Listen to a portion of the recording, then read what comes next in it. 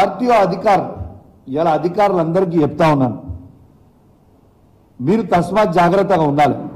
ఇవాళ ఈ ప్రభుత్వం ఉండొచ్చు, రేపు మళ్ళా ప్రభుత్వం మారొచ్చు, మీరు మాత్రం శాశ్వతంగా ఉండేటోళ్ళు.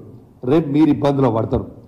ఇవాళ నేను ఒకటే అడుగుతున్నా, ఇంత పెద్ద స్కామ్ గురించి నేను బయట పెట్టి చెప్తే ఒక శాసనసభ్యునిగా లైవ్గా లారీని పట్టుకొని వేబ్రిడ్జ్లో చూపించిన తర్వాత కూడా ఇంకా అదే విధంగా ఓవర్లోడ్లో బండ్లు కొట్టుకుంటా హుజరాబాద్ మీద నుంచి పోతే కౌశిక్ రెడ్డి గారు ఆపుతున్నారని ఒక ఉద్దేశంతో ఏం చేస్తారు, కరీంనగర్ మీద నుంచి కొత్తపల్లి నుంచి తీసుకొని హుస్నాబాద్ కొడుతున్నారు.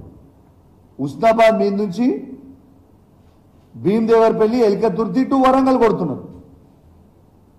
రాత్రి 1 నుంచి తెల్లారు 5 వరకు రాత్రి మిడ్ నైట్ హుజరాబాద్ మీద నుంచి కొడుతున్నారు. మరి ఈ లారీలని ఎందుకు ఆపుతలేరు, ఈ లారీలని ఎందుకు సీజ్ చేస్తలేరు, దీని మతలబ్ ఏంటిది అని నేను అడుగుతా ఉన్నాను. నేను ఇంకోటి చెప్తా ఉన్నా, అధికారులందరూ కూడా చెప్తా ఉన్నాను, నేను స్వయంగా ట్రాన్స్పోర్ట్ సెక్రటరీ గారికి, కమిషనర్ గారికి, డిటిసికి, ఆర్టీఓకి స్వయంగా నేనే ఫోన్ చేసి చెప్పిన, మీ మంత్రి గారు చేస్తున్న స్కామ్ ఇది, ఎట్టు పరిస్థితుల్లో ఓవర్లోడ్ పోతున్నాయి, ఖచ్చితంగా మీరు ఆపాలి అని నేను చెప్తున్నా.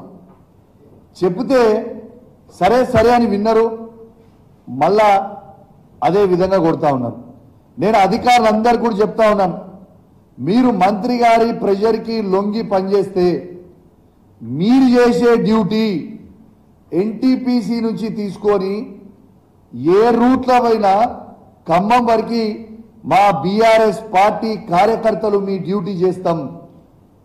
ఎక్కడ పడితే అక్కడ లారీలను ఆపుతాం. బాజాప్తు ఈ స్కామ్ ని బయట పెడతాం. మళ్ళా మీరేదో ఉస్మానాబాద్ నుంచి తీసుకపోతే ఏం కాదని నువ్వు అనుకుంటున్నావు కావచ్చు.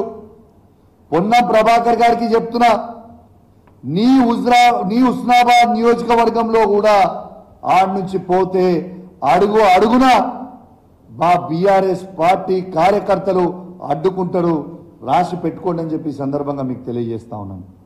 ఇలా చాలా బాధాకరం ఏంటంటే,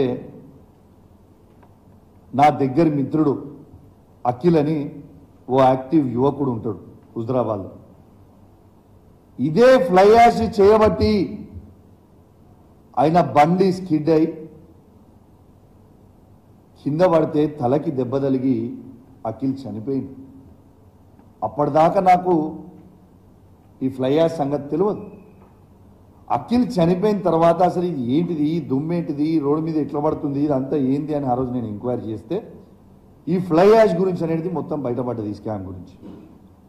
ఇలా నేను పొన్నం ప్రభాకర్ గారికి చెప్తా ఉన్నాను, పేద విద్యార్థులు, పేద యువకులు, పేదోళ్ళ శవాల మీద పైసలు ఏరుకుంటున్న పొన్నం ప్రభాకర్ గారికి ఖచ్చితంగా మా అఖిల్ గారి శాపం పాపం ఖచ్చితంగా నీకు తగులుతుంది, రాసి పెట్టుకో అని చెప్పి సందర్భంగా తెలియజేస్తా ఉన్నాను. ఇలా అఖిల్ చనిపోయిండు, ఇంజనీరింగ్ చేసిన పిల్లగాడు, చదువుకున్న పిల్లగాడు ఇలా చనిపోయిండు ఈ ఫ్లై యాష్ చేయబట్టి. ఎవరు బాధ్యులు దీనికి? Who is responsible? ఇలా ఆ విద్యార్థులు అడకి సింగపూర్లో కిడ్స్ కాలేజ్ ఉంటుంది, కిడ్స్ ఇంజనీరింగ్ కాలేజ్. వేలాది మంది విద్యార్థులు ఆ రోడ్డు మీద పోతూ ఉంటారు. ఈ ఫ్లై యాష్ ఏమో సరిగ్గా దాన్ని గట్టక ఓవర్లోడ్ అవడం వల్ల ఎక్కడ పడితే అక్కడ స్పిల్ అయిపోతూ పోతుంటుంది రోడ్ల మీద.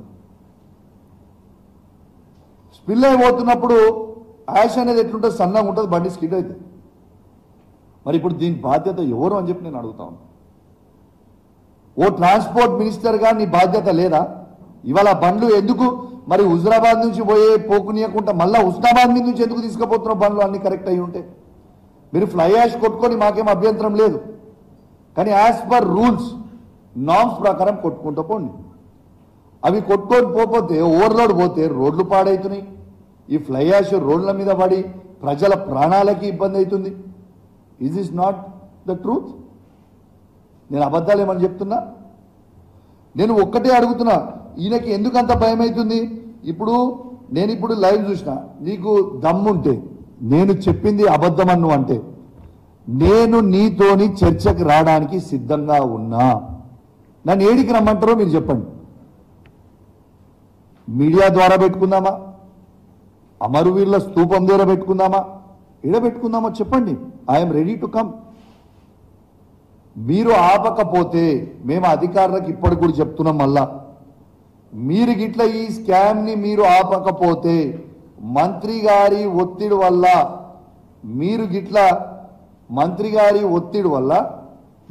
గిట్ల ఇవి ఆపకుండా అట్లనే పెడితే ఖచ్చితంగా నేను చెప్తా ఉన్నాను, రేపు మేము మా కేసీఆర్ గారి నాయకత్వంలో ఎమ్మెల్యేల బృందాన్ని వేసుకొని ఎన్టీపీసీ నుంచి ఈడి వరకు మొత్తం తిరిగి లైవ్గా అందరం కూడా మళ్ళా చూపిస్తామని కూడా ఈ సందర్భంగా మీకు తెలియజేస్తా ఉన్నాను. నేను ఎన్టీపీసీ ఈడీ గారిని కూడా అడుగుతా ఉన్నాను, is it not your duty to control this overloads from your NTPC ash pond? Why are you yielding to it? At NTPC it is a shame, and when I called ED, he asked me, is it this possible? అమ్మా ఇట్లా చేయడం అని నన్ను అడుగుతున్నా అమాయకంగా. మీకు కొంచెమని ఉండాలి కదా, is this not possible? Is it not a shame on you? NTPC pond నుంచి మీరు ఈడీగా వండుకుంటూ మంత్రి గారికి ప్రెషర్కి లొంగుకుంటూ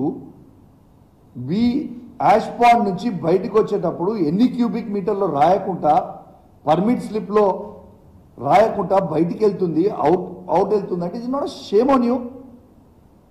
నేను డెఫినెట్గా చెప్తా ఉన్నాను, ఎన్టీపీసీ కేంద్ర మంత్రి పవర్ డిపార్ట్మెంట్ కిందికి వస్తుంది. డెఫినెట్గా నేను వీళ్ళు దీని మీద తీసుకొని సరిగా చేయకపోతే నేను ఖచ్చితంగా ఢిల్లీకి పోయి కేంద్ర మంత్రి గారిని కూడా డెఫినెట్గా మేము కలిసి చెప్తాం ఈ స్కామ్ గురించి. What is the interest? ED గారికి మేము ఫోన్ చేసినా ఇప్పటిదాకా పట్టించుకోకుంటే ఏందన్నట్టు? రెండోది ఇంకోటి చూపిస్తానండి. నిన్న లారీస్ని ఇది మన ఒక్క నిమిషం అండి, I show you the lorries.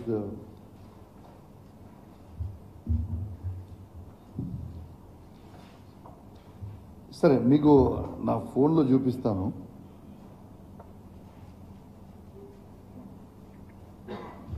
కాదు లారీస్ది ఇది పట్టుకున్నాను. ఒక్క నిమిషం అండి, I just show you 1 second.